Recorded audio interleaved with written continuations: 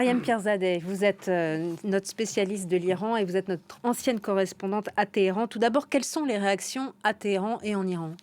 Alors, il y a les réactions, des points de vue des officiels. Il y a le général Salami, qui est le chef des gardiens de la révolution, qui s'est exprimé il y a quelques instants en disant que maintenant l'Iran avait une nouvelle stratégie, que si jamais des citoyens, des personnalités du gouvernement iranien seraient ciblés, la réponse serait immédiate de la part de l'Iran, et il précise qu'elle viendrait depuis le sol iranien.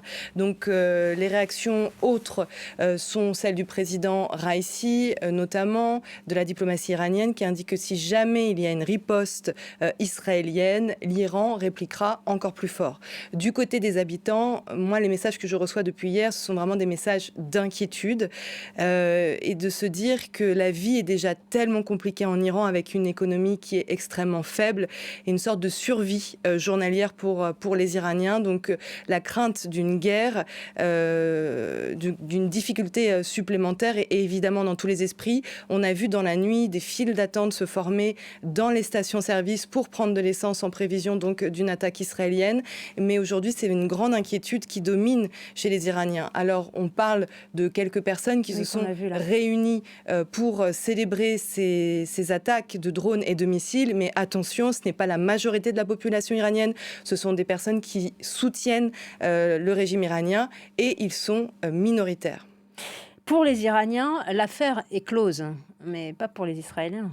Non, alors pourquoi les Iraniens ont réagi, ce qui a surpris beaucoup d'analystes sur l'Iran, parce que cette fois-ci, Israël a franchi ce que dit Téhéran, a franchi une ligne rouge. Ils ont attaqué l'Iran via le consulat iranien de Damas, parce qu'en s'attaquant à un consulat ou une ambassade, on s'attaque à un pays. C'est d'ailleurs ça qu'ils ont avancé dans une lettre envoyée aux Nations Unies. Ils se sont cachés, entre guillemets, ils ont mis en avant un des articles de la Charte des Nations Unies pour indiquer qu'ils avaient attaqué, donc qu'ils étaient en légitime défense. Maintenant, effectivement, comment va réagir Israël? On le sait, il y a plusieurs options sur la table.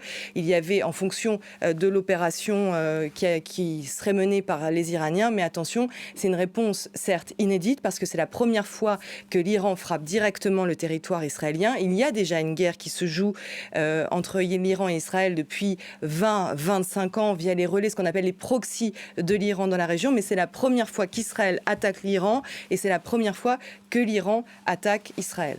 Comment expliquer que l'attaque menée donc par l'Iran dans la nuit contre Israël suscite des réactions sur la scène internationale très fortes, et que la frappe israélienne délibérée contre le consulat iranien à Damas en Syrie a suscité des réactions très modérées?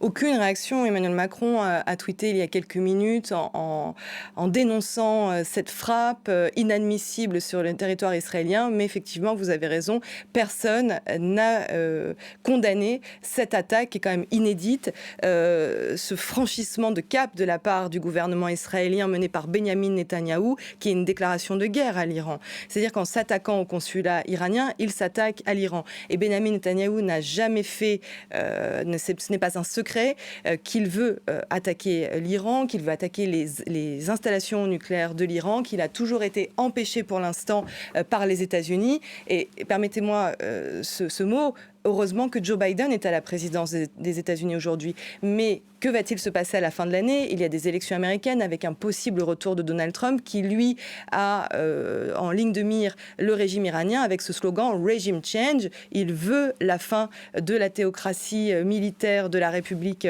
islamique. Et là, ce serait autre chose. Comment expliquer? C'est parce que depuis les attaques du 7 octobre, on marche sur des œufs, puisque la responsabilité de l'Iran paraît évidente pour beaucoup, mais difficilement démontrable. Et donc, il faut faire attention de ne pas embraser la région. Mais aujourd'hui, on voit bien qu'il y a un front uni contre l'Iran et surtout des pays arabes, puisque la Jordanie a aussi intercepté des missiles qui passaient sur son territoire. Et l'Iran a prévenu hier que toute personne qui aiderait les Israéliens à empêcher la trajectoire de ces missiles serait considérée un peu comme des co-belligérants. Merci infiniment, Mariam Pierzadeh, pour votre décryptage. Merci à vous.